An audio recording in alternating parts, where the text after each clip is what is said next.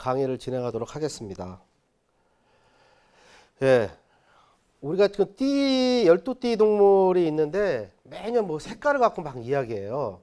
그거 상당히 궁금해 합니다. 근데 사실 별것도 아닌데, 색깔에 대해서 이야기를 하는데, 그거에 대해서 쉽게 좀 설명을 드리려고 해요.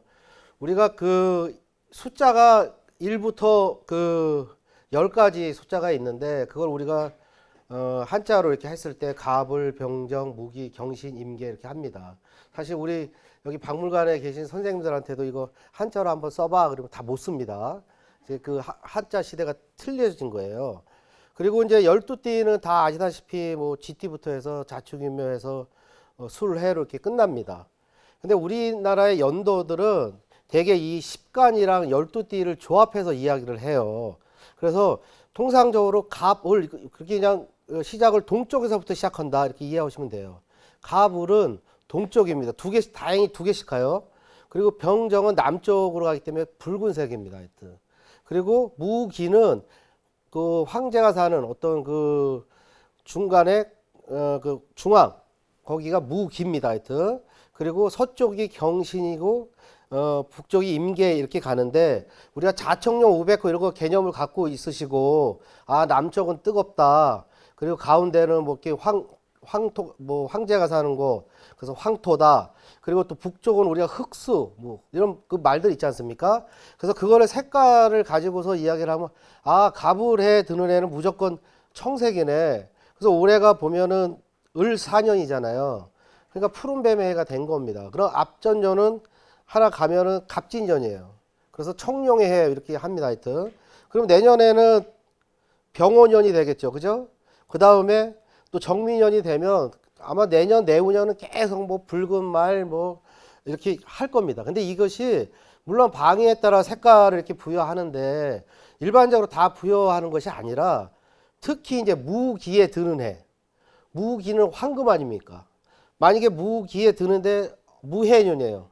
그럼 황금 돼지가 됩니다. 하여튼.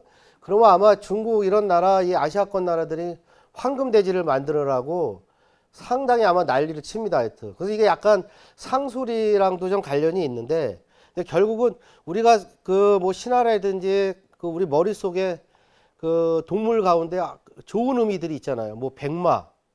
그러면은 뭐 경호년, 뭐 신호년 이런 생들은 백마띠가 되는 거예요.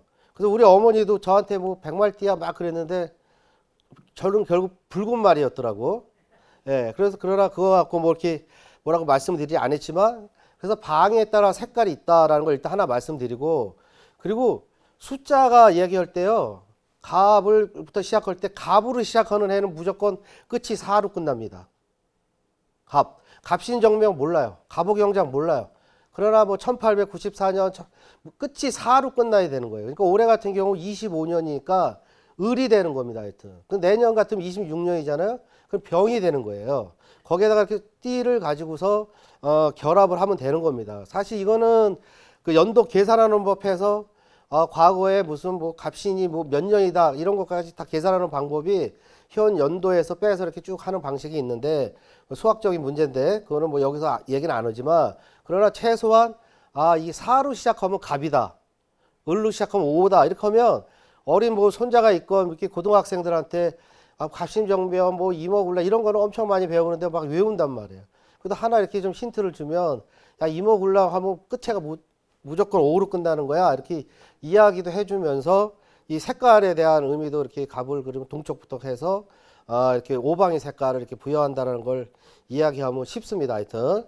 그래서 통상적으로 만약에 붉은 말 이걸 해석을 내년에 붉은 말에 해 이걸 여러 가지 있겠지만 그렇게 뭐 붉은 말에 대한 좋은 의미가 있는 것도 아니고 또 붉은 양 이것도 별로 뭐 의미가 있는 것도 아니고 그래서 사실은 그게 의미를 색깔을 가지고 띠를 다 일반적으로 부여하는 것은 아니고 우리가 생각하고 있는 좋은 의미를 가지고 있는 뭐 이런 길상의 동물 여기에다가 그 색깔이 매치됐을 때 그 한 해에는 더 큰 의미를 부여한다 이렇게 말씀드릴 수가 있습니다. 예, 그리고 정월대보름에 복삼은 대해서 무슨 의미냐 이렇게 많이 합니다. 그래 복삼 그러면 복을 싸먹는 거죠. 근데 이게 민속학이라는 학문이 복을 싸먹는다 이러한 것이 아니라 모든 것들이 다 일상생활에서 만들어진 거예요. 근데 일상생활을 편리하게 하기도 하고 전승되기도 하고 또 공동체 이런 것들이 유지 존속하게 하기 위해서 이런 말들이 만들어지는데 우리가 정월대 보름에 일단 오곡밥을 먹습니다. 근데 오곡은 각각의 가정마다 다르지만 우리가 오곡 그림은 통상적으로 이야기하는 곡식의 총칭이에요.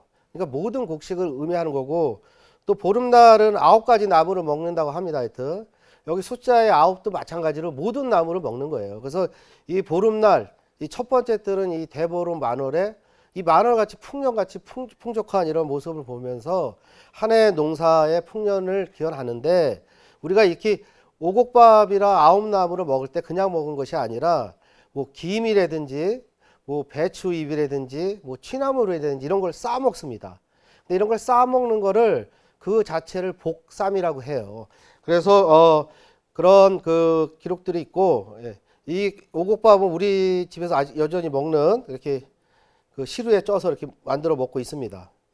그래서 이 옛날 그 기록들을 좀 보면 이 동국세 시기에도 그 배추나 김으로 이렇게 밥을 싸서 먹는 걸 볶가라고 했어요. 그러니까 복을 싼다라는 뜻입니다. 한자는.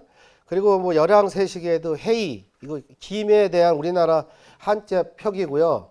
그리고 마제채 하면은 말 발국 같은 그런 채소 해갖고 취나물의 모양이 그런 형태입니다. 하여튼 그래서 이걸 밥을 싸서 많이 먹으면 좋다고 했어요. 그래서 이거를 박점이라고 한다, 뭐 풍년 기원한다 이렇게 합니다.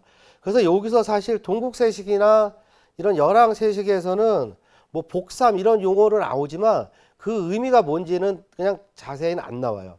그래서 우리가 이제 민속적으로 이런 현장 조사를 이렇게 다니다 보면 경기도 이런 지역에서는 복삼이라는 표현도 쓰지만 벼섬이라는 말을 씁니다. 아, 그럼 벼섬? 이게 중요한 말이에요. 그리고 경기도 이천 지역에서는 벼섬 만두를 해 먹습니다. 하여튼 이 벼섬이라는 게 벼를 갈무리하는 섬을 얘기하는 거예요. 그래서 나는 벼섬을 올해 많이 먹었으니 올해 농사는 내가 최고가 된다 이런 식으로 이 벼섬을 많이 먹었다는 게 사실 그 복삼을 먹었다는 의미를 한 겁니다. 그래서 충청도 이런 지역에서도 뭐 천안 이런 데는 아예 그냥 김에 싸먹는다 해서 김삼 그리고 벼섬 끄랭이 이렇게 사투리인데 이 끄랭이라는 게 단이에요. 니네 벼쌈 몇 끄랭이니 뭐 이렇게 이런 식으로 몇 선지기니 이런 표현입니다. 그리고 뭐 전라북도 이런 데서는 노적을 쌓는다 이렇게 합니다. 노적쌈이라고 해요. 노적이라는 게 이 곡식을 수북히 쌓아둔 그런 모양들을 노적이라고 하는데 직접적 그냥 표현을 한 거죠.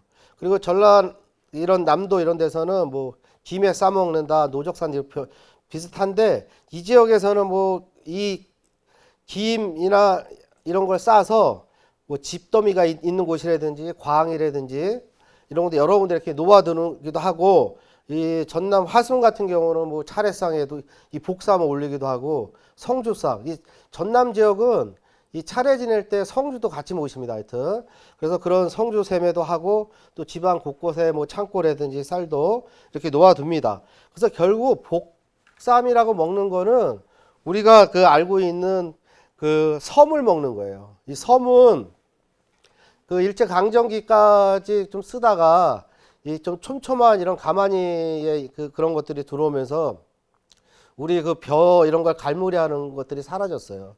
그리고 우리가 농사를 질 때 니네 몇 섬지기야 이런 표현을 쓰는데 통상적으로 한 섬은 그냥 탈곡하지 않은 벼가 한 200kg 들어갑니다. 하여튼 그래서 이 벼를 껍질을 벗긴 그런 신쌀인 경우에는 한 144kg 정도가 들어간대요. 예. 그래서 보면 이렇게 이 경직도에 이런 것도 보면 이 개상이라고 하는 곳에 벼의 나라를 이렇게 터는 모습이 있는데 한쪽에서 이렇게 있는 그 섬의 모습이 보입니다. 하여튼. 그래서 이 섬은 이런 모습인데 지금은 아직 보기가 어렵다. 그래서 복삼은 결국 먹는 거는 섬을 먹는 거고 섬을 먹는다라는 거는 우리 집에 올 한 해 농사가 많이 풍년이 된다라는 걸 의미하는 것입니다.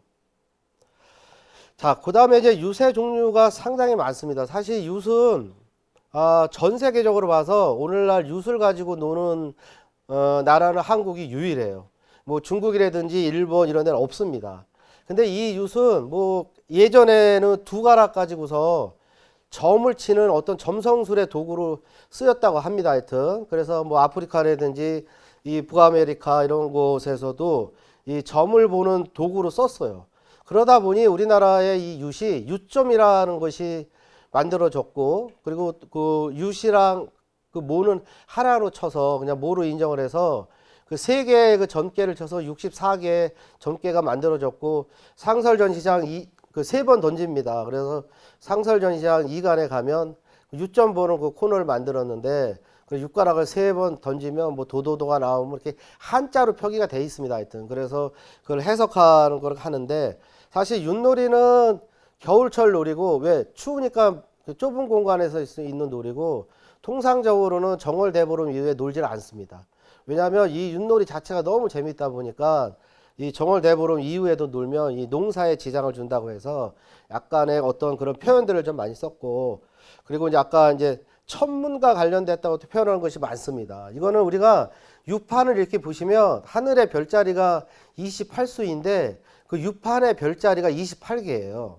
그리고 이렇게 하나 독에 걸린 모에서 꺾어지고 그러는 모습들이 북두칠성을 나타내고, 그 유세 가운데에는 북극성을 나타냅니다. 하여튼 그래서 어떤 우주에 대한 그런 건데, 그 미국의 그 민속학자로 유명한 그 스튜어트 컬린이라는 분이 이 한국의 그 여러 가지 민속 놀이를 소개한 책자들이 있는데, 이분이 이 우리의 그 윷놀이가 그 전 세계 수많은 놀이의 어떤 원형을 살필 수 있는 중요한 놀이다라는 거 하나 밝혔고, 그리고 고대 이런 점술 그래서 기원했고, 여기에는 우주적이고 종교적이고, 그러니까 아까 유판에 나오는 북두칠성이라든지 막 북극성이라든지 이런 별자리들, 그래서 이런 것들이 우주적이고 종교적인 철학도 담고 있다 했습니다. 그래서 이 조선시대 김문표라는 이 분이 있는데, 이분이 사도설이라는 이런 거를 내용이 송도지라는 잡지에 나와요. 근데 이분이 대단한 겁니다. 하여튼 그래서 그 내용을 보면 유판은 북극성과 28수를 형상한 도판이래. 근데 이런 그 내용을 이미 조선시대의 중기 정도에 이런 말을 했는데, 그 이후에 이제 우리 그 암각학 이런 것들이 있어요. 그래서 우리가 뭐 고인돌이라든지 막 주쭈돌이라든지 큰 바위들 보면 수많은 구멍들이 있습니다. 하여튼 그래서 이분들 보면 이렇게 그 백목으로 가서 표시를 해요. 이렇게 그럼 보면 유판이 그려집니다. 하여튼 근데 일부 또 이제 이런 고인돌 연구하시는 분들은 그 돌이 약해서 홈이 파졌다는 거지. 세월에 그 해갖고 홈이 파진 건데, 그거를 일부에서는 그냥 유판으로 보인다 이렇게 합니다. 근데 실제로 어떤 것들은 유판으로 그 형상화된 것들이 많이 있는데, 그래서 현재 학회에서도 이 유판의 그 모습을 별자리와 관련해서 설명하는 경우가 많습니다. 근데 이제 우리 이 기록들을 보면 이 윷놀이 관련해서는 이색 목은집에 처음 이렇게 등장하기 시작하는데, 근데 이게 중국의 영향을 받다 보니까 윷놀이라는 표현을 안 쓰고 저포라는 용어를 써요. 근데 이 중국의 저포는 지금 완전히 사라져 있고요. 어떻게 노는 놀이 방식도 잘 모릅니다. 근데 기록들의 이런 내용들을 보면 우리나라 윷놀이와 아무 관련이 없어요.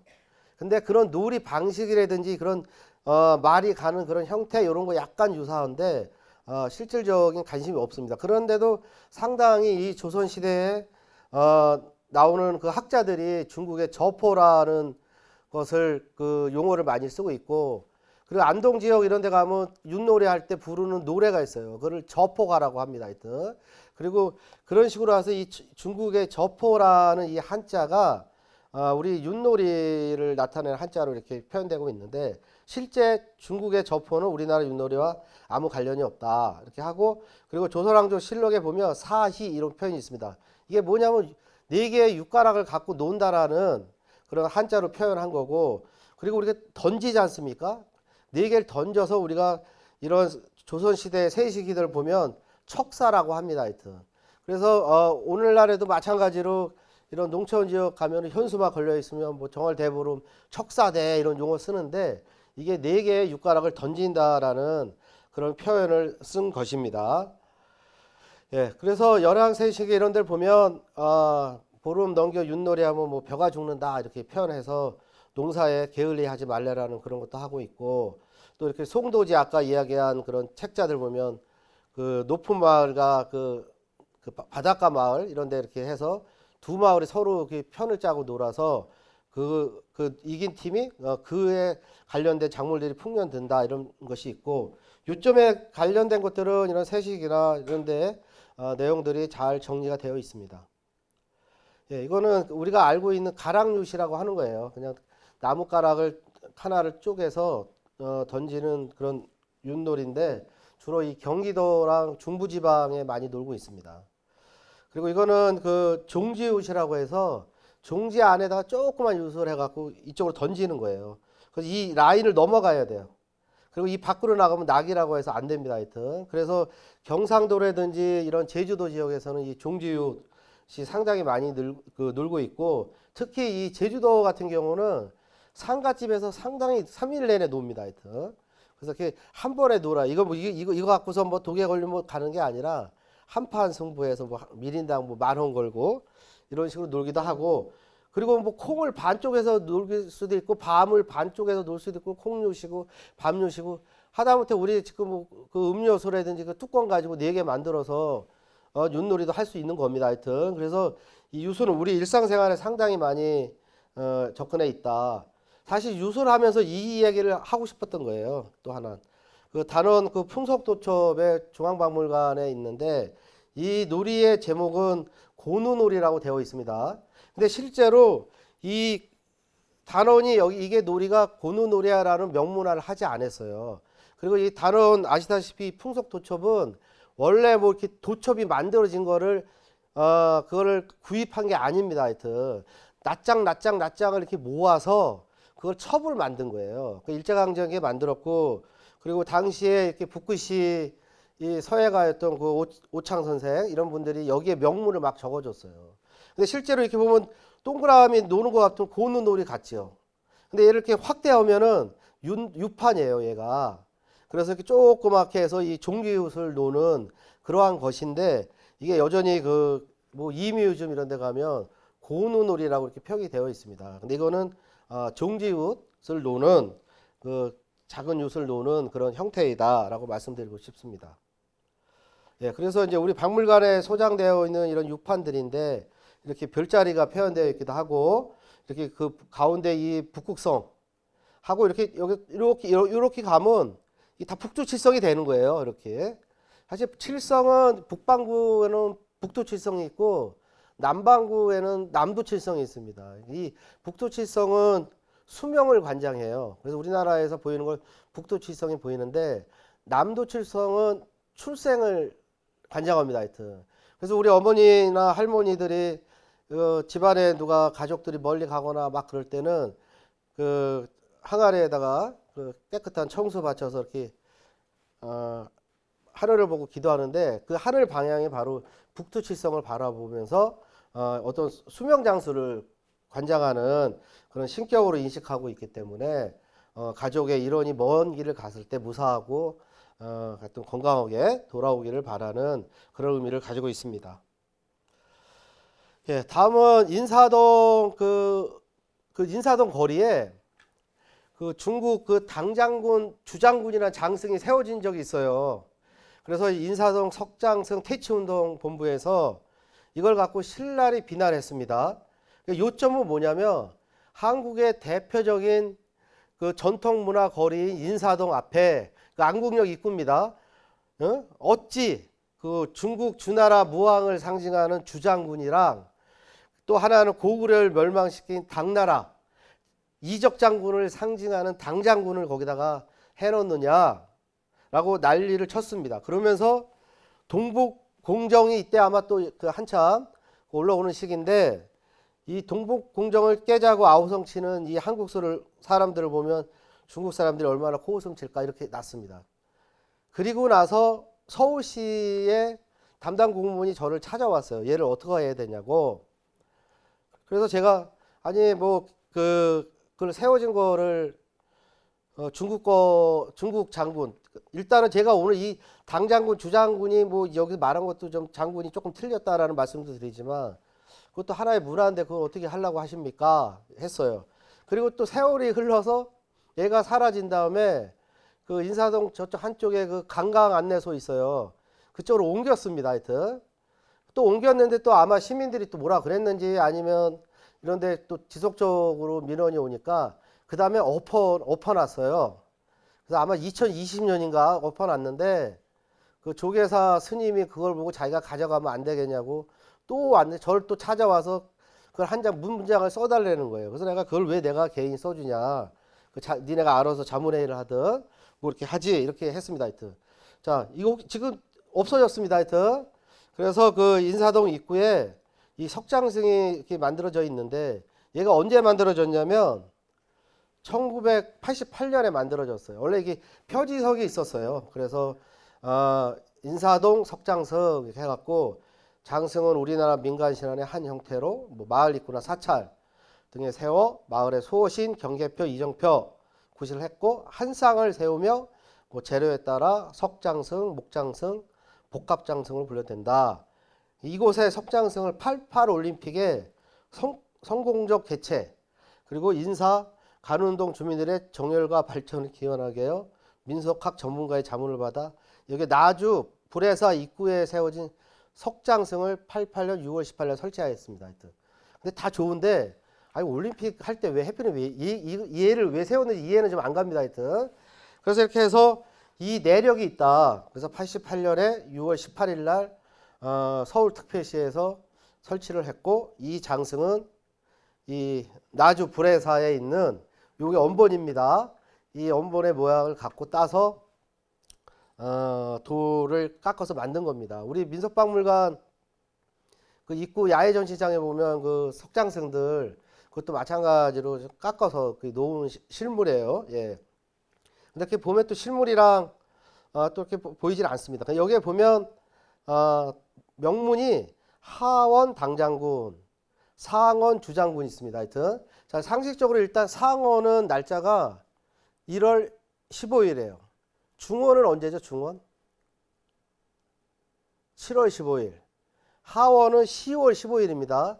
그래서 일단은 3원은 상중하 3원 3개 원이 있는데 이거는 그 도교에서 상당히 중요시하는 그런 내용입니다. 하여튼 자 그래서 2011년에 이쪽으로 그 관광 안내소 쪽으로 이동을 했고요. 그리고 이제 요거 2020년에 이제 찍은 사진인데 그 이후에 하여튼 엎어져 놓았습니다. 하여튼 그래서 지금 현재는 제가 가서 확인을 안 했는데 어디에 가 있는지 예. 이렇게 모습이 있습니다. 그래서 한번 이거를 갖고 이 장군들을 한번 이야기를 하는데 막 당장군 그리면 뭐 당태종이 고구려 침략했을 때 온 당나라의 장군 뭐 위지공, 울직공 이런 사람들을 나타낸다라고 표현도 있고 뭐 또 거기 갈장군은 우리가 많이 아는 갈자 들어가는 장군은 제갈량이 있잖아요. 뭐 제갈량을 뜻한다. 또 주자는 뭐 주유 삼국지에 나오는 뭐 주장으로 이렇게 여러 가지 그 설들이 있는데 이 당갈주라는 장군은 3명의 도교의 신장입니다. 하여튼. 그래서 이 상원, 중원, 하원 이거 이야기할 때는 그게 지역을 이야기할 때는 천지인을 상징하는 거예요. 하늘, 땅, 사람. 그래서 이 북송 초기 경전에 보면 이 당갈주라는 사람을 삼원 진군 이렇게 해서 이때 이 사람들의 역할은 수문장이라는 역할을 합니다. 하여튼.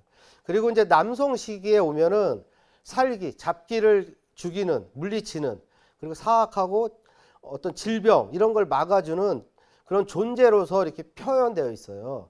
그래서 우리가 이 장승을 뭐 설명하고 그럴 때 뭐 잡기 뭐 이런 질병을 퇴치하는 장승 뭐 이렇게 표현하는 경우가 있는데 이 당갈주라는 이 장승 뭐 장승이라고 표현하기도 그런 건데 어떤 뭐 신장이죠, 신장. 근데 그거를 내가 유사하게 마을 입구라든지 막 하니까 그냥 장승 범위 안에 넣는데 사실 장승이랑 이 신장은 어떻게 보면 다른 건데 하여튼 그런 신장의 형태를 만들어 놨습니다. 하여튼 그러면서 여기에 책자에 당장군은 첫 번째 상원이래.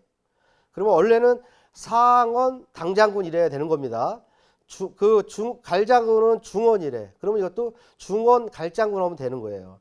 그리고 당장군은 3번째 하원이래. 그러면 얘는 하원 당장군이라고 하면 되는 겁니다. 근데 우리는 반대로 지금 상원에는 오히려 당장군이 오고 하원에는 주장군이 옵니다. 하여튼 좀 위치가 좀 달라 있는데 근데 그거는 이렇게 3개가 있는데 이걸 만들 때 한 쌍을 만들다 보니까 이 중원을 없앤 거예요.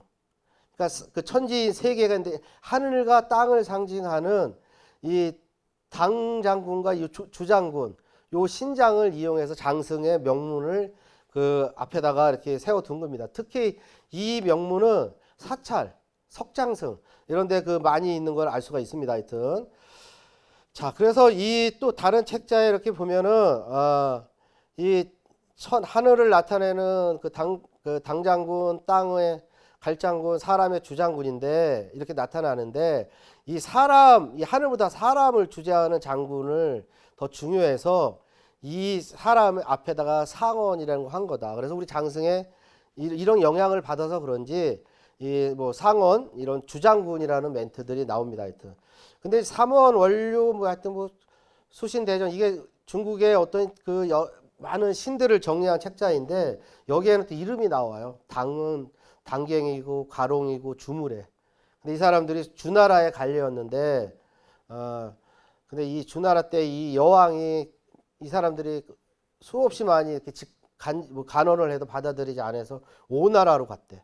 그러다가 오나라에서 공을 세웠다가 다시 주나라 때 선왕이 즉위를 하니까 고국으로 돌아왔답니다. 고국으로. 그래서 그리고 나서 뭐 상원, 뭐 도화진군, 중원, 호정진군, 뭐 하원, 뭐 정지 뭐 이런 식으로 했다고 합니다. 하여튼. 그래서 이게 한국에서 주장하는 이 주장군은 뭐 주나라의 오나라의 주유, 주창 이런 표현들이 실제로 이런 기록과 비교해서는 어떤 장군이 아니고 어떤 도교의 신 이런 거에서 좀 비롯됐다 이렇게 할 수가 있습니다. 그리고 중원 갈장군은 제외된다라는 거.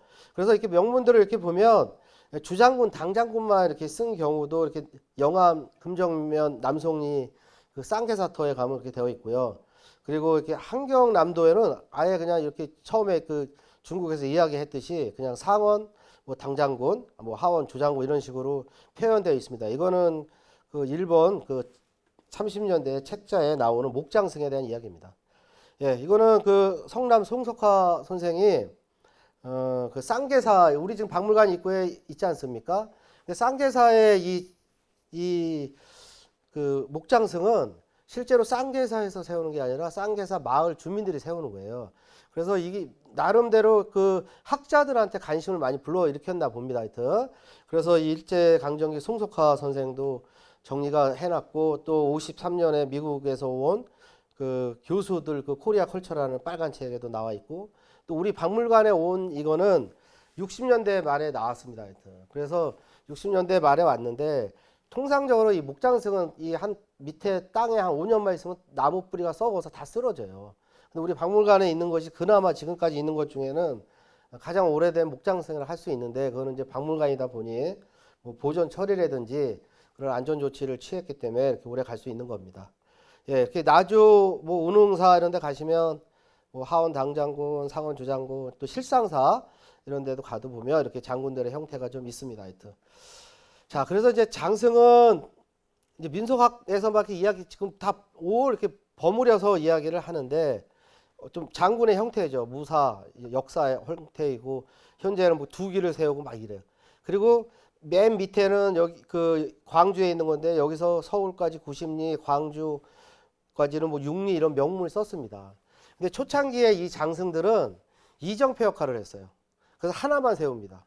하나만 세우고 거기에 거리 역할을 해서 이 장승을 딱 보면 여기서부터 보통 이렇게 그 읍성까지의 거리를 그 지역의 입구에 들어갔을 때 얼마 나타나는 이정표 역할을 하다가 아마도 추후에 이런 그 민가 이런 데서 이정표 역할이라는 그 노정 역할이 조금 이런 벽사적인 거로 기능을 갖고 그러니까 이 전라도나 경상도 가면은 장승 어디 있어 그러면 못 알아들어요. 법수. 근데 뭐 법수는 사실 법수의 의미입니다. 법의 수장, 불법을 수호하는 그런 수장이라는 의미가 있어요. 근데 전라도나 이런 경남 이런 데 가면 벅시, 법수 이런 표현을 씁니다. 하여튼. 그래서 그 장승이 만약에 이렇게 마을 입구에 세워진 우리가 알고 있는 현재 장승이 그런 기능이 있다고 하면 이 법수, 뭐 법 이런 것들은 어떤 불법을 그 수호하는 그런 신장의 역할을 하는 거죠. 근데 지금 이제 연구하다 보니 그걸 다 아까 이야기한 뭐 당장군, 주장군 이런 것도 신장도 다 장승의 그냥 범위 안에 내서 그거를 가지고서 이제 분리를 이렇게 막 합니다. 하여튼. 그래서 이 장승은 어떻게 보면 한국 문화를 대표하는 그런 거라서 일제 뭐 이런 강점기에 엽서라든지 도 많이 나왔고 또 관광상품에도 우리가 신랑 뭐 신부의 그런 사모 그런 수급 이런 혼례복 이런 것도 같이 있는 목각 인형들이 있는데 거기에도 빠지지 않는 게 장승이었습니다. 하여튼 그래서 장승은 한국 문화를 상징하는 중요한 의미였고 하여튼 처음에는 이렇게 역참 표시 이런 거 하다가 이런 고개 이런 한자들 이렇게 보면 고개나 평야 이런 데도 어떤 표식 그런 것들을 나타냈다가 이 조선 후기 오면서 이런 다양화되고 막 이런 그런 경향이 보였습니다. 하여튼 그래서 원래 장승이라는 걸 했다가 장승을 불렀다 이렇게 그 표기를 좀 하고 있고 그런 1527년 이미 그 어린이들 한문 사전인 훈몽자에도 그런 식으로 표현이 되어 있습니다. 그래서 뭐 불악, 방위, 산천 이렇게 하고 있는데 이제 방위 보호하는 거는 우리 마을의 동쪽이 약해요. 그러면 거기에다 청색이지 않습니까? 그러면 그냥 청제장군 하는 거예요. 그리고 우리가 북쪽이 약해요. 그러면 흑제, 아까 흑수 뭐 그런 얘기 했지 않습니까? 그리고 방위에 관련된 것들 이렇게 많이 하고 뭐 그 전염병들 예방하고 뭐 이런 식으로 많이 했습니다. 전국적으로 불러주는 명칭도 이렇게 좀 차이가 있고 그 제주도 돌 하루방도 표기 보면 우성목이라는 표현도 있어요. 그래서 아마 이게 혹시 과거에는 나무로도 만들지 않았나. 그래서 제가 대학에서 강의하고 막 그러면 나무 장승이 오래된 거예요? 석장승이 오래된 거예요? 다 석장승이 오래됐다고 하는데 실질적으로는 나무 장승이 오래된 겁니다. 근데 그게 번거롭고 나무를 또 베어 오려고 그러면 여러 가지 절차라든지 뭐 제의행위도 그 엄격히 지켜져야 되는 뭐 이런 금기 이런 것들이 있다 보니까 나중에 석장승으로 이렇게 바뀐 겁니다. 하여튼 예.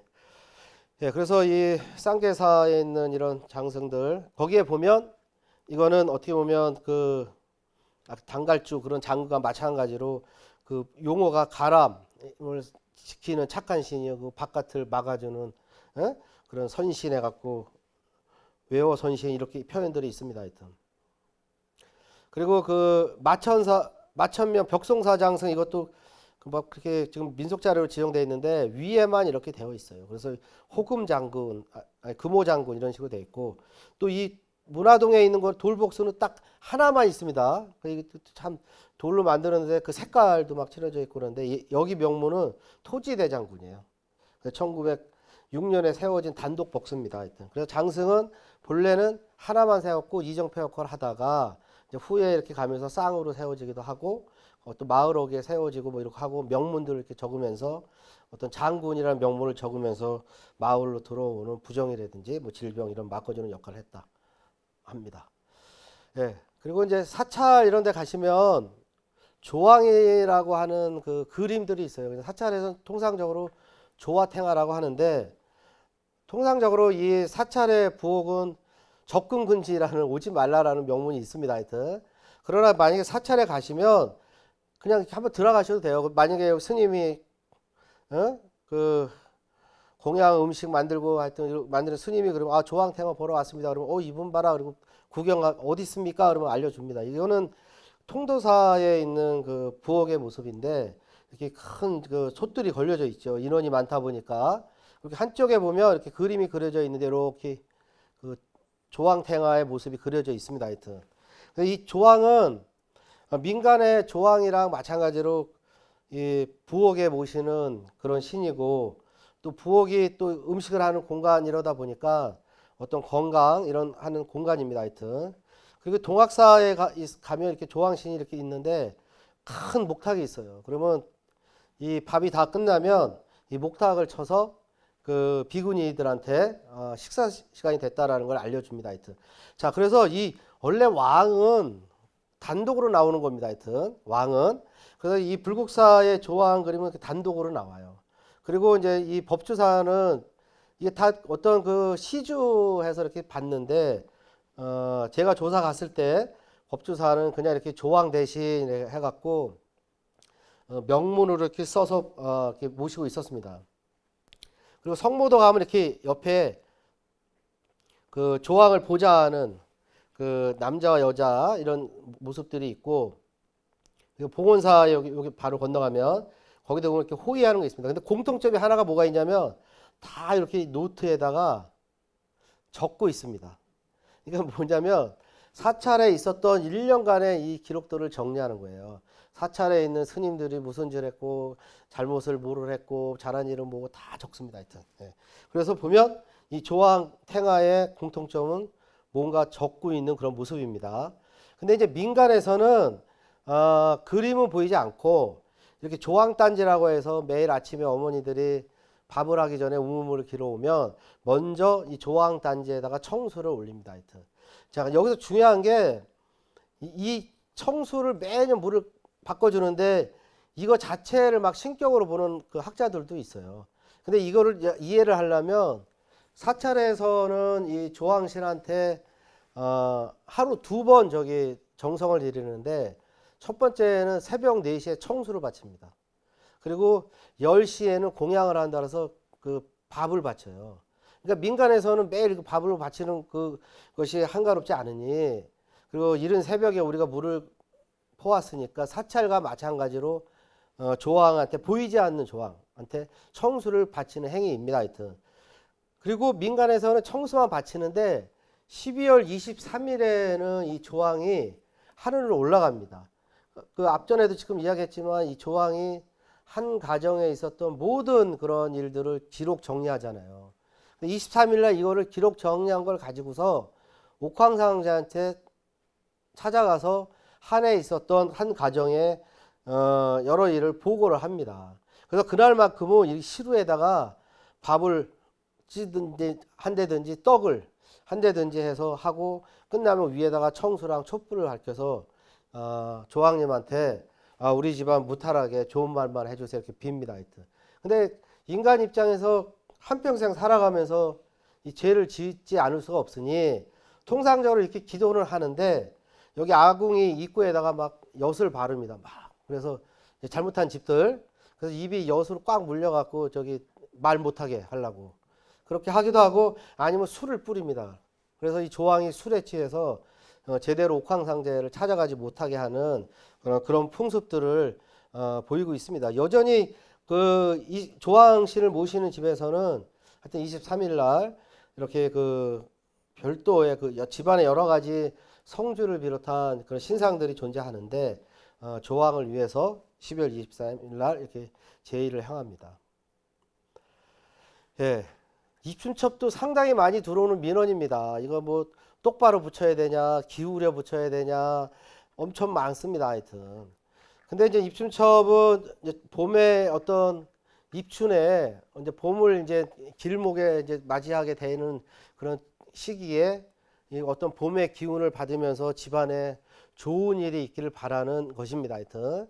그래서 이 춘첩은 우리가 알고 있는 입춘되게 저는 이거 안 썼으면 좋겠어. 막 너무 그냥 동일화되고 획일화되어 있는데 사실은 가가호 쓰는 그 대문에 쓰는 입춘의 내용들은 다 달랐고 그리고 광이라든지 부엌이라든지 또 이렇게 문의 입구라든지 쓰는 문구가 다 달랐습니다. 그래서 가가호 달랐고 붙이는 방식도 세로로 붙이고 기울이 너무나 그 차이가 많고 또 이런 중국도 입춘첩을 상당히 많이 붙이는데 우리는 문에 붙이는데 그 중국 애들은 문기둥에 붙입니다. 하여튼. 그리고 그 명문도 우리는 하얀 종이에다가 검은 글씨인데 걔네는 붉은 종이를 써요. 그것도 다릅니다. 하여튼. 다만 공통적인 거는 집안에 만약에 초상이 났다. 춘첩을 붙여놨는데 얘는 그냥 자연 소실되게 붙여놓잖아요. 근데 중간에 이렇게 봄 지나고 이렇게 뭐 여러분들 조상님이 돌아갔다 그러면 얘를 떼웁니다. 왜냐하면 그 애도해야 되고 막 이러는데 다 경사롭네, 뭐 길하네, 그 명문들이 좋기 때문에 그걸 떼어냅니다. 하여튼. 그리고 우리가 3년상이라는 그런 풍속이 있다 보니 그런 춘첩을 3년간 붙이지 않아요. 근데 중국도 마찬가지로 그거는 유사합니다. 하여튼. 그래서 거기는 애도한다라는 오히려 떼진 그 붙이되 거기에 그 봄의 어떤 그 경사스러움을 노래하는 게 아니라 애도하는 문구들을 이렇게 적어서 붙입니다. 예. 그리고 이거는 그 태계 돌아가신 태계 종택의 그 춘첩에 그래서 아까 입춘대계 견장대가 다른 여긴 지금 막 문신이 호령하고 문구가 다릅니다. 하여튼 그 위에 또 덧붙이는 거예요. 계속. 그리고 여기는 그 중국 최초의 문신 그런 들의 문구를 이렇게 적어놨는데 이 집은 다 이렇게 세로로 이렇게 세워뒀습니다. 그리고 나서 이제 이렇게 지금 많이 보이는 게 요거 이제 북촌 올라가시면 이렇게 용자랑 이렇게 호자 이렇게 해놨어요. 그 입춘대길 권양되게 해놨는데 이렇게 기울어지게 하고 이 집은 또 그냥 입춘대길 그렇게 하나를 이렇게 나눠서 하고 그 대신 그 춘첩은 또 그 집안에 원하는 식으로 이렇게 문구를 써서 붙였습니다. 하여튼. 그래서 이 춘첩은 가가호 다른데 그래서 저도 막 이게 세로로 붙여야 되는지 기울여 붙여야 되는지 중국은 다 세로로 벽기둥에 하니까 다 세로인데 일자인데 그리고 쭉 하다가 뭐 경주 양동마을이라든지 안동 하회마을 이렇게 하여튼 그 어떤 그 집성촌 개념이 남아 있는 지역들 이렇게 좀 다니면서 이렇게 물어보고 뭐 하고 그랬더니 그 한 분의 말에 조금 이제 동감이 가는 것이 일단은 이 문구가 가가호 다른 건 맞습니다. 지금은 붓글씨 잘 쓰는 분들이 그냥 똑같은 거 써서 나눠 주시는데 우리도 뭐 저기 입춘 행사 그러고 똑같은 거 써서 나눠 주지 않습니까? 예. 근데 이 글씨는 서당의 아이들이 썼대요. 그래서 우리 집안의 아이가 이만큼 학문에 매진을 해서 열심히 썼다. 일단 자랑입니다. 그리고 이제 이거를 이제 중국 거랑 한국 거를 이렇게 보니까 중국은 이렇게 좀 뭐 한비자라든지 이런 좋은 어떤 뭐 이렇게 있는 내용들의 문구를 따와서 그대로 적는데 우리는 어떤 거를 막 하다 보니까 여기 있는 글자 여기 있는데 막 따와요. 결합해. 그래서 마치 우리가 과거 급제를 시험을 보고 할 때 어떤 그 단어를 딱 내밀어서 거기에 맞는 시 이런 것들을 적게 만드는데 그러한 성격들이 여기 우리 춘첩에는 좀 보이는 경향이 강합니다. 하여튼 그 다음에 이렇게 입자를 이렇게 하고 하는데 이게 기울이는 이유는 뭡니까 했더니 이게 두로라는 한자의 입자습니까? 그런 모양을 나타내서 이 춘첩에 적은 이 길상의 의미, 좋은 의미가 우리 집으로 들어오라라는 그런 표시의 의미를 이렇게 기울였다고 합니다. 하여튼 그래서 이렇게 했고 여기에는 뭐 이렇게 그 용자랑 호자 했는데 이게 뒤에 뭐 북쪽의 의미 하겠죠. 이 집은 또 반대로 붙였어요. 예? 그래서 이렇게 그 뒤로 이렇게 이게 용자가 동쪽으로 와야 되는데 오른쪽에 와야 되는데 하여튼 이렇게 붙였습니다. 자 그리고 이렇게 방문에도 이렇게 입춘대길 권양대교 하고 이제 아파트에도 이렇게 명문들을 이렇게 그냥 그 안내 전체 표지판에다가 이렇게 서서 붙이기도 했습니다. 그러니까 참 이게 그냥 길을 걸어도 제 눈은 늘 이렇게 향해 있어요. 그냥 단순히 걷는 게 아니라 늘 어디 이렇게 보려고 하고 관심 갖다 보면 막 계속 들어오죠 이게. 예. 그래서 사진을 늘 이렇게 찍습니다. 하여튼. 자, 그다음 이것도 이제 무서운 이야기인데 떡국을 동그랗게 쓰는지 어피석게 쓰는지 이거 상당히 중요한 내용입니다. 근데 현재는 다 우리 떡국 쓸 때 그 방앗간 가서 쓸고 기계가 다 이렇게 척척척척 해갖고 어피석에 쓸고 나옵니다. 근데 과거에는 떡국을 쓰려면 직접 안반을 쳤고 게를 둘둘둘 말아서 동그랗게 해서 잘랐단 말이에요. 그래서 일단 좀 옛날 세시기들 내용 이렇게 보니까 홍성모의 동국 세시기에 보면 하여튼 그 흰떡을 백병이라고 했습니다. 근데 얘를 얄팍하게 돈같이 썰었대요. 그러니까 얘 말은 뭐냐면 일자로 자른 겁니다. 이렇게 엽전 모양으로 그대로 자르면 엽전이 돼요.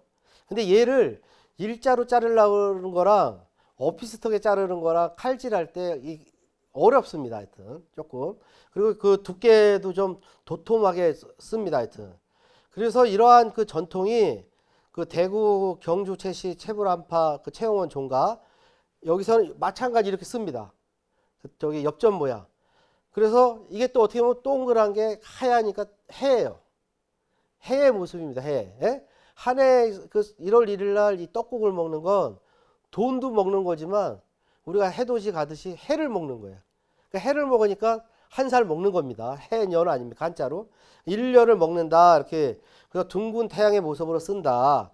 그래서 우리가 떡국을 먹으면 한 살 먹는다는 거는 이 해를 먹음으로써 한 살을 먹는다라고 이렇게 종부들은 해석을 하고 있고 그래서 이거 갖고 얘를 찍고 싶어 갖고 이게 어딘가에 아마 이 태양이랑 엽전 모양으로 그 떡국을 쓰는 집이 있을 텐데 했는데 이게 그 경남 합천 우리 그 민속연구과의 어느 선생님의 그런 집에서 제가 이렇게 얘기했더니 자기 집이 이렇게 쓴대요.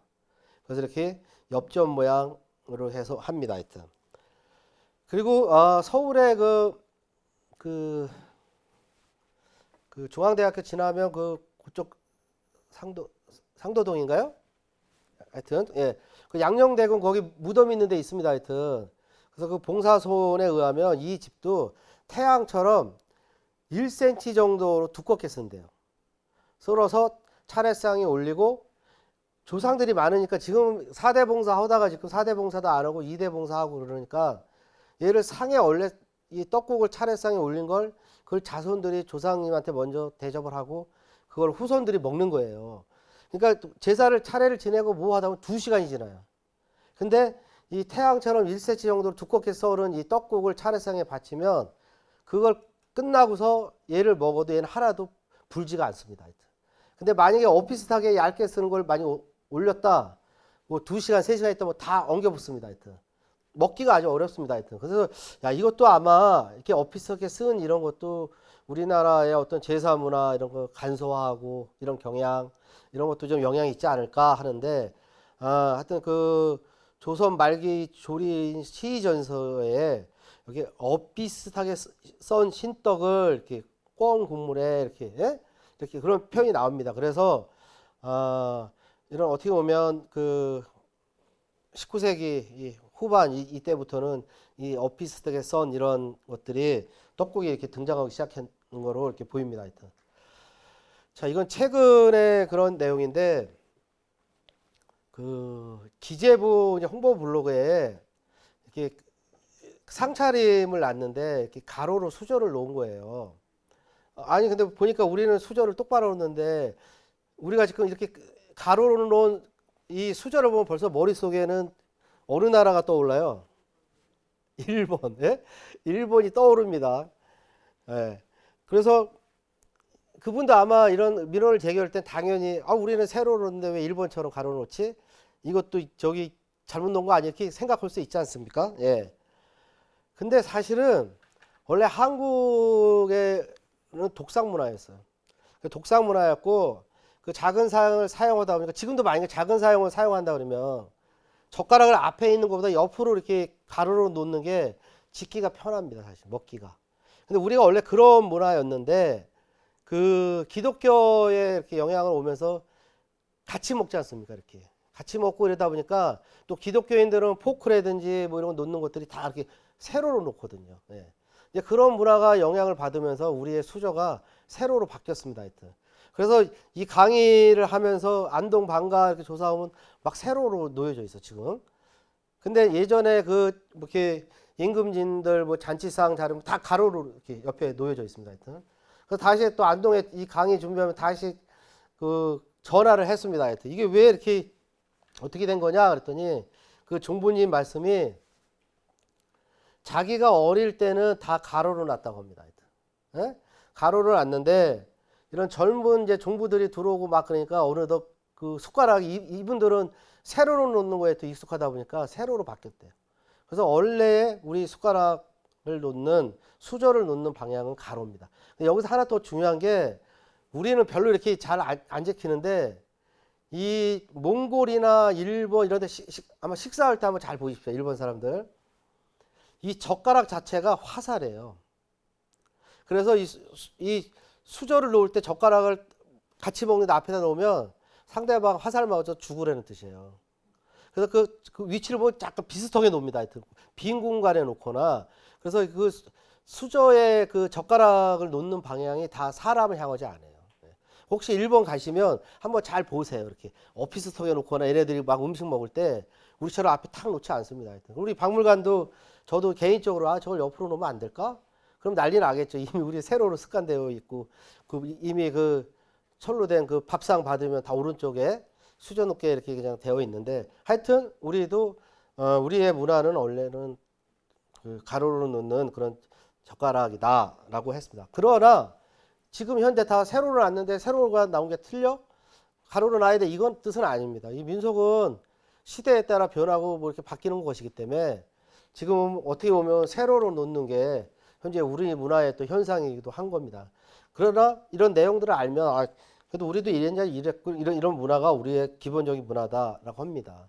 그래서 심지어 제가 그래서 그 경직도 이렇게 보면 새참 놓아서 밥 먹는 모습 한번 보세요. 다 각자 먹습니다. 예? 다 밖으로 놓고 각자 먹어요. 그래서 야 이거 봐라. 그 심지어 논밭 한쪽에서 논 한쪽에서 먹는 이 새참도 다 각각 먹는데 예? 그 이런 문화가 이미 집에서부터 그런 풍습 아니냐 이렇게 말씀을 드리는 겁니다. 그래서 이거는 이제 고궁박물가 아마 그 궁중음식 그런 전시 이렇게 했는데 뭐 십첩반상 뭐 이렇게 해서 쭉 하고 있는 그런 그 전시랑 또 시전서 이렇게 재현한 이런 것들 뭐 이런 책자들 이런데 이렇게 그 해서 그 이렇게 재현한 것들을 보면 다 이렇게 수저가 가로져 있고 특히 우리가 독상만 얘기했더니 겸상을 받을 때도 가로로 놨다고 합니다. 하여튼 그래서 그 안동 그런 종가댁에 제가 다시 문의를 했더니 겸상인 경우에도 그 젓가락은 가로로 놨다. 그래서 아마 제가 생각하고 있는 몽골이나 이런 중국, 일본 이런 애들이 젓가락을 사람 앞으로 향하지 않는 풍속. 그게 일종의 젓가락이 화살의 의미를 가지고 있기 때문에 했는데 우리도 아마 그런 의식은 갖고 있지 않았을까 과거에는. 근데 그런 문헌 내용들은 좀 찾을 수가 없어서 이렇게 답을 이야기할 수는 없지만 그런 것들이 내재되어 있다. 다음에 이제 중요한 것이 수리치떡입니다. 수리치떡 언제 먹죠? 단오. 예.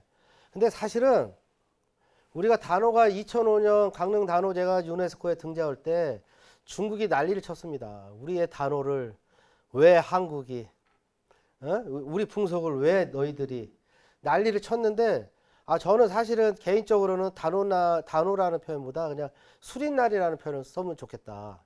그러면 수린날이라는 그 표현을 쓰는 순간 중국 애들이 뭐라고 한마디도 못해요.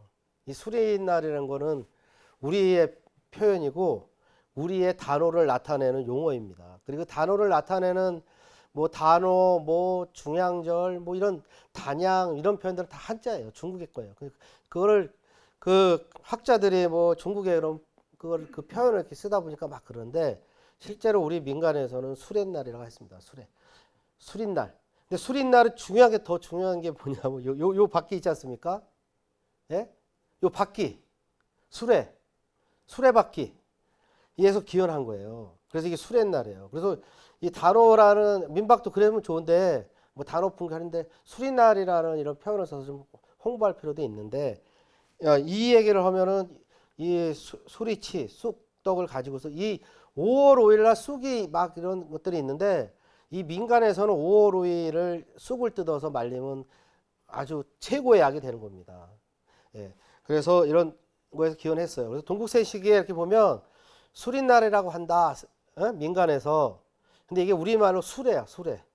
그래서 쑥잎을 따서 곱게 빻아서 맵쌀가루랑 넣어서 두드려 떡을 만든 거예요. 거기에 수레바퀴 모양으로 만들어 먹기 때문에 수린날이다 이겁니다. 이거는 중국의 문헌이나 어디에도 없는 우리의 단오 풍속이에요. 그래서 실제 우리의 단오 풍속과 단오라는 용어는 절기는 같지만 중국과 우리의 단오 풍속 내용은 완전히 다릅니다. 하여튼 그래서 이렇게 수린날이라는 게 수레바퀴에서 왔구나. 그 다음에 이제 뭐 악학개범에 있는 고려가요 동동 거기도 마찬가지로 음력 5월 5일을 수린날이라고 한다.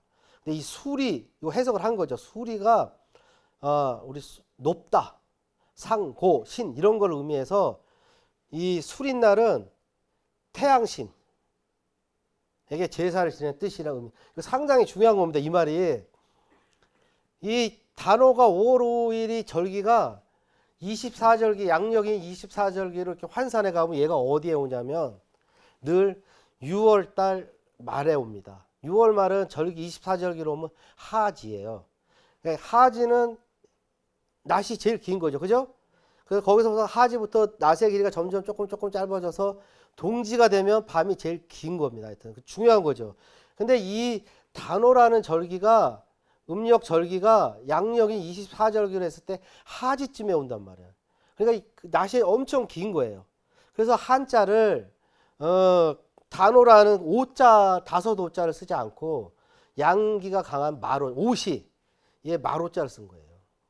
그래서 단오의 한자가 그렇게 됐는데 결국은 이 단오 이 수린날 얘는 어떻게 보면 하지란 낮의 길이가 제일 길기 때문에 이날 태양의 신 태양의 신한테 제사 지내는 그런 아주 중요한 절기였던 겁니다. 하여튼. 그리고 이 단어쯤에서는 제일 무서운 게 뭐였냐면 전염병이 만연했어요. 그래서 음력 5월을 악한 달, 악월이라고 했습니다. 그래서 이 전염병이 많고 이러다 보니까 과거에는 뭐 여자아이를 태어나면 막 죽이고 이런 풍습들이 있었어요. 왜? 전염병 때문에. 예, 그런 풍습도 있었습니다. 근데 이 열왕세식이 일을 이렇게 하니까 이 양반이 이제 중국 문화에 영향을, 그러니까 이게 다 해석 잘했는데, 수레바퀴에서 온 거고 떡도 다 있고 그런데, 이 수린날을 하면서 이 구런이 있지 않습니까? 그 강에서 빠진 거에서 그 수린날에 어원이 왔다고 이렇게 잘못된 해석을 했습니다. 하여튼 그 우리나라는 그 구런이 뭐 빠져갖고 뭐 쫑지라고 하는 그 찹쌀떡을 바치지도 않고 또 그걸 구한다고 해서 용성 경기 하지도 않습니다. 하여튼 일본 이런 데는 그 남쪽 이런 데 용성 경기가 많이 이루어지는데 우리는 그런 중국의 풍습이 하나도 보이지 않아요. 예. 그래서 경도잡지라는 것도 마찬가지로 예, 민간에서 수린날이라고 한다. 그 단어라고 하는 거를. 근데 이 수리는 우리말로 수레다. 이렇게 다 나옵니다. 하여튼.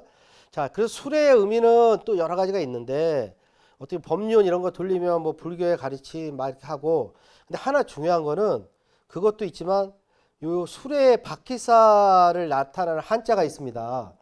예? 수레바퀴 그 한자가 그 차자에다가 복자가 이렇게 약간 비슷한 부자가 결합되어 있어요. 그래서 얘를 부로 읽습니다. 하여튼. 그래서 어떻게 보면 그 수리치 그 쑥으로 만든 그 수린날의 그 떡, 그것을 먹으면서 어떤 복을 받는, 어떻게 보면 쑥이 몸에 먹으면 건강도 하고 그러니까 그런 의미를 담는 것 같기도 하고 또 하나는 조금 이제 더 만약에 세계적으로 좀 연구를 좀 확대한다 그러면 그 산스크리트로 태양을 그 나타나는 단어가 수리아예요. 수리아. 우리 수레랑 그 수리아 이 발음이 좀 유사한데 그래서 어떤 그 인도 신화에 나타나는 어떤 태양신. 그래서 어떻게 보면 단어가 태양신은 하지 낮이 가장 긴 그날 태양의 신에게 어떤 제의행위를 펼친 거에서 그런 용어도 관련성이 있지 않나라고 이렇게 또 하나의 생각할 수 있는 내용입니다. 그래서 이 또 하나 이제 중요한 게 그 세시풍요를 노래한 거에 보면 그 수리라는 그 옷이 나와요. 이 수리를 우리가 단오 때 입었기 때문에 단오빔입니다. 그래서 그 단오빔에 젊은 낭자에게 꼭 맞으니. 그래서 우리가 봄, 여름, 가을, 겨울 이전 시간 그거 할 때 여름 코너에 먼저 모시를 꺼낸 이유도 이 여름의 어떤 대표적인 절기로서 이 단오를 넣은 것입니다. 하여튼. 그래서 이렇게 옷을 쭉 있는데 우리가 지금 하나 이제 중요한 것이 옷을 이렇게 새로 만들어 입는 것이 설에 입는 설빔이 있고 단오에 있는 단오빔이 있고 추석에 있는 추석빔이 있습니다.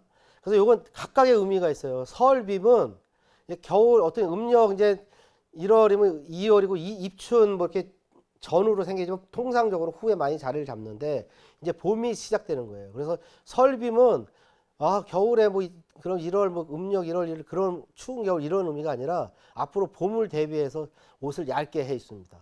그리고 이 단오빔은 이제 여름옷.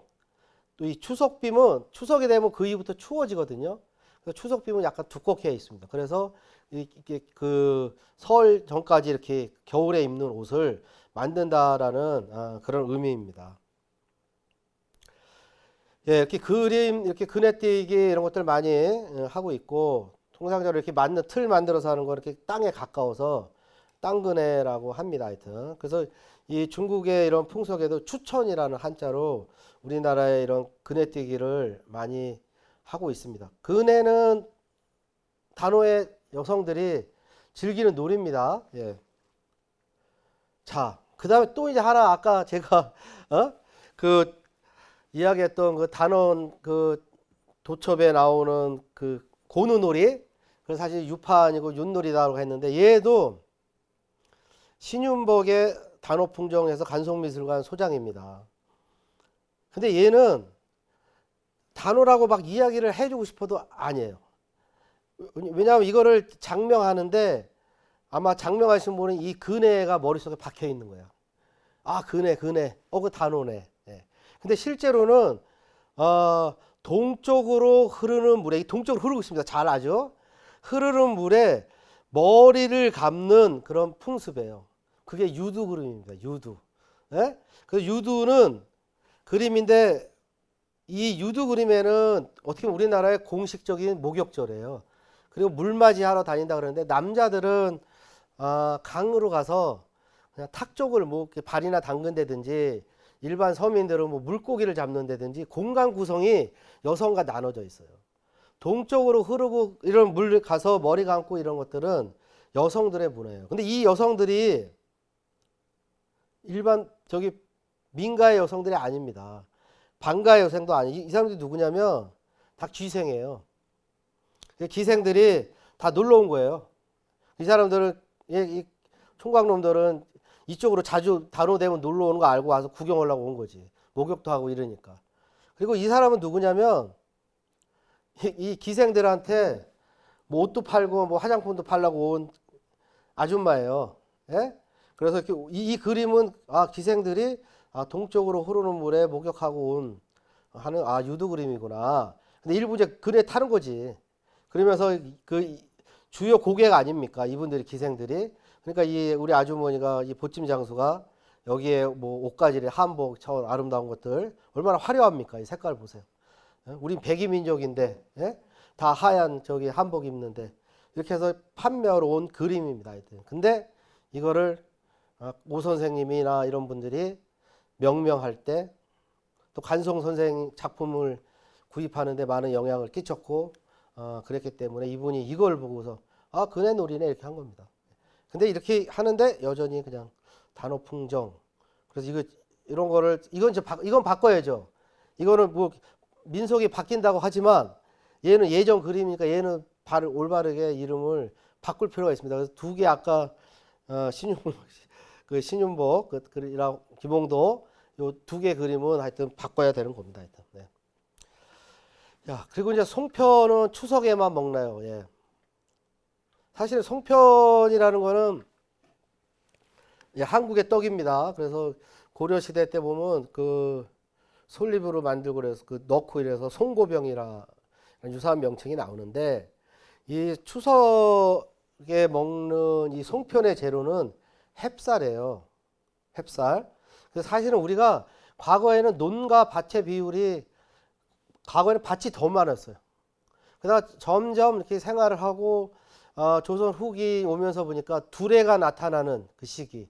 이게 그 논농사가 많이 나오는 하여튼 1700년도, 1800년도 이때부터 논이 우리가 또 간척 사업을 엄청 많이 하지 않습니까? 교동도 가면 그 산 사이에 있는 그 갯벌은 다 간척해 땅으로 만든 거예요. 그래서 아마 어딜 가시면 평택 이런 데 가보세요.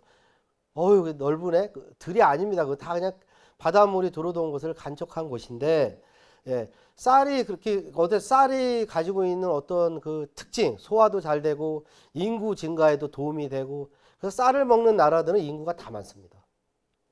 예? 쌀이 가지고 있는 어떤 인구 증가에 깊은 영향이 있어서, 그래서 이런 것이 만들어지면서 이 송편이라는 것이 아마 일반 지역에도 많이 민가까지 확대됐는데, 이런 기록들을 이렇게 보니까 송편이 그냥 엄청 먹었어요. 2월 1일 날 머슴날. 우리가 또 배워요. 머슴날 뭐 하면 뭐 머슴들을 위해서 뭐 숟가락으로 나이만큼 해갖고 나이떡이라고 해서 그걸 갖고 송편을 만들어서 먹이면 한 해 농사에 뭐 일을 잘해달라고 부탁한다. 뭐 이런 식으로 뭐 머슴 생일날이다 해서 2월 1일 날, 삼진날, 단오날, 유둔날, 가을 아주 자주 해 먹었습니다. 아주. 다만 추석에 먹는 송편과 여기에 차이점은 추석은 햅쌀로 만든다는 겁니다. 하여튼 그 차이가 있어요. 그렇게 쭉 해서 그거 있는데 이러한 이 송편이 추석에 먹는 이런 명절 음식으로 이렇게 정착하게 된 거는 아마 일제강점기 시작부터 된 것 같아요. 서서히. 근데도 1960년대에 뭐 이렇게 변홍사 없는 뭐 전라남도의 이 섬 지역 거기서 자란 그 친구들이 있는데 송편을 몰라요. 먹어본 적도 없어. 그때 TV도 없어. 예.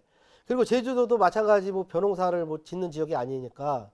그러다가 나중에 막 이렇게 육지에서 쌀이 들어오고 뭐 하니까 햅쌀로 떡을 만들어 너무 맛있네. 아유 참 떡이 곱죽에 이런 거 한 거야. 그래서 곤떡이 됐습니다. 하여튼 곱다, 아주 맛있다. 이런 식으로 해서 곤떡이라고 해서 널리 보급됐지만 하여튼 이 지역은 일부 지역 이런 데 늦어졌습니다.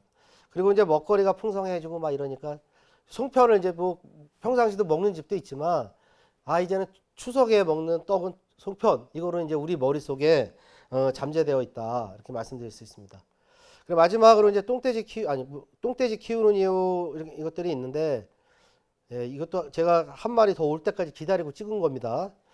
여기 사람이 일부러 온 곳인데 그 돼지는 비 맞지 말라고 이렇게 지붕도 만들어주고 예.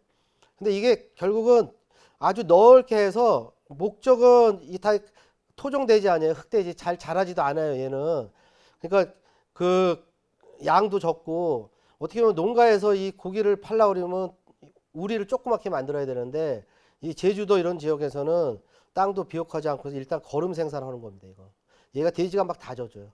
두 번째는 이건 평면형인데 아마 지리산 지금 산청 불나고 이랬는데 이런 시천면 상가마을 가면 2층형 뒷간이 있어요. 얘는 자기가 진짜 그 용무가 급하지 않은 이상 대변을 보러 가지 않으면 여기 화장실 안 찾을 거예요. 근데 이쪽 가면 2층으로 돼서 여기 밑에 돼지 키워요. 그래서 평면형이 있어서 이거는 제주도는 알려져 있지만 우리나라 지리산에도 이렇게 2층형 그 똥돼지까지 많습니다. 하여튼 이 두 지역 이런 데가 다 공통점이 뭐냐면 일단 제주도는 뱀을 숭배해서 뱀 피해가 많아요. 그리고 이 지리산 이런 산간마을 이런 데는 뱀들이 너무 많아. 집 안으로 막 들어와. 그래서 이 뱀이 제일 싫어하는 게 돼지예요. 그래서 뱀은 돼지의 가죽을 뚫을 수 없지만 돼지는 뱀을 맛있게 먹습니다. 그래서 이 뱀을 신으로 섬기는 뭐 충청도 이런 경기도 이런 제주도 이런 그 마을 제당에서는 절대로 돼지고기 바치면 안 돼요. 그래서 제물로 소고기를 바칩니다. 하여튼 그러한 것이 어떤 민속 신앙에도 그냥 연결되어 있는데 그런 실용적 생활 측면에서 이렇게 난 거예요. 그래서 이거는 제가 그 중국 산동성 조사 갔을 때 마찬가지로 여기도 똥돼지가 아니라 근데 얘를 다 똥으로 다 키울 수는 없습니다. 인간이 배설한 양으로 이 잡식성이고 엄청 먹는 돼지를 키울 수는 없어요. 근데 거기도 마찬가지로 산동성도 이렇게 돼지 우리와 사람들 이렇게 합쳐져 있어요. 근데 결국 여기는 이거 거름 이걸 다 거름으로 사람 얘도 똥 싸고 거기다 그냥 그럼 집이라든지 건물 이런 거 넣어주면 얘가 발로 다져주는 거예요. 그래서 이 똥돼지를 키우는 가장 큰 첫 번째 이런 목적들이 거름을 생산하기 위한 의미에서 키웠다. 예. 그리고 만약에 맛있게 먹고 싶으면 좁게 키워야 됩니다. 하여튼 돼지 키우는 데 가면 서글퍼요. 움직이질 못해. 그래서 한 6개월 키워서 빨리 살쪄서 팔아야 되기 때문에 사료만 먹으면 나중에 적자가 나니까요. 예. 그래서 키웁니다. 그래서 거름 생산 이런 거 했다라는 거, 그리고 지금 말씀드린 어떤 뱀 피해 이런 걸 좀 막을 수 있다라는 거. 이렇게 조금 민속학적 접근을 이렇게 뭐 신화적 그냥 형이상학적으로 접근하면 그거로 끝나요. 그냥 막 그거 있는 그대로예요. 근데 이게 다 실생활에서 나오면서 그 이후에 뭐 이렇게 뭐 붙여지는 건 상관이 없는데 이 실질적인 내용 이런 거를 이해 못하고서 막 신성화하고 막 이런 것들은 아닌 것 같습니다. 예. 그리고 이제 혼례 때 남자가 우측에 씁니다. 자, 좌우는 만약에 여기 계신 선생님과 저랑 우리 좌측에서 만나요. 그러면 우리는 만날까요? 예. 근데 좌우의 개념은 기준은 접니다.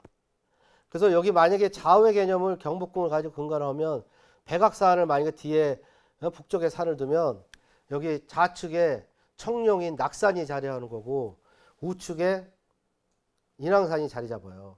그러니까 여기 계신 선생님의 그 개념의 좌우 개념은 똑똑하신 선생님은 이 강의하는 선생의 좌측으로 오셔야 돼.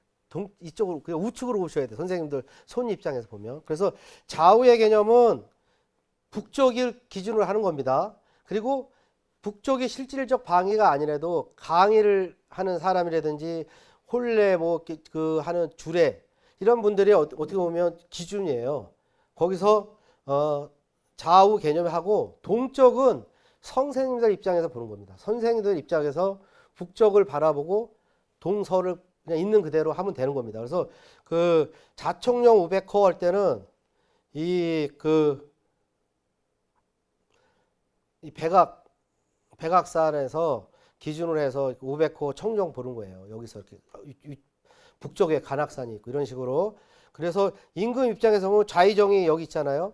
이 방위로 보면 동쪽이니까 좌의정이 높은 겁니다. 하여튼. 그리고 그 북쪽은 하여튼 상석 이런 개념이 있어요. 자, 근데 이제 혼례가 이렇게 하는데 원래 만약에 하면 요 주례 선생이 있으니까 여기가 북쪽 아닙니까? 그러면은 남자가 동쪽에 와야 되는 거예요. 예? 좌의정이 되고 신부가 이렇게 돼야 되는데 이거를 잘못됐다고 해석을 막 하고 그러면 혼례만큼은 당사자가 주인이라서 자기 입장에서 좌우 개념을 한다 이렇게 해석을 하는데 그건 뭐 가정을의 준칙에도 있지 않습니다. 하여튼. 근데 지금은 현재는 다 이렇게 뭐 패백을 드리건 간에 남자가 서쪽 그 바라보고 했을 때 서쪽에 위치하고 있는데 이것도 어떻게 보면 그 민속 문화의 이렇게 변화라고 이렇게 할 수가 있습니다. 그런데 문제는 이제 죽음의 세상은 반대예요. 죽음의 세상은 산 사람의 좌우 개념은 북쪽에서 봐야 되는데 죽은 세상은 반대이기 때문에 내 입장에서 좌우를 봐야 되는 겁니다. 그래서 만약에 북망산에 어머니 무덤을 모셨는데 아버지 무덤을 모셨는데 그럼 내가 바라보고 북만산을 바라보고 좌측에 아버지가 와야 돼요. 우측에 어머니. 그래서 이거를 한자로 우리가 그냥 남자는 좌측, 여자는 우측해서 남자 여우라는 그런 표현을 씁니다. 그래서 이런 자포 우에 이거는 상 차리는 사람 입장에서 이렇게 차리는 겁니다. 그러니까 지방을 쓰더라도 아버지와 어머니를 한 곳에 쓰는 경우에 이 좌측에 아버지의 지방을 쓰고 우측에는 어머니의 그 지방을 써야 되는 겁니다. 예, 줄다리기 기지시 줄다리기인데 하여튼 강의 들어주셔서 고맙고 모두 행복하시길 바랍니다. 예, 감사합니다.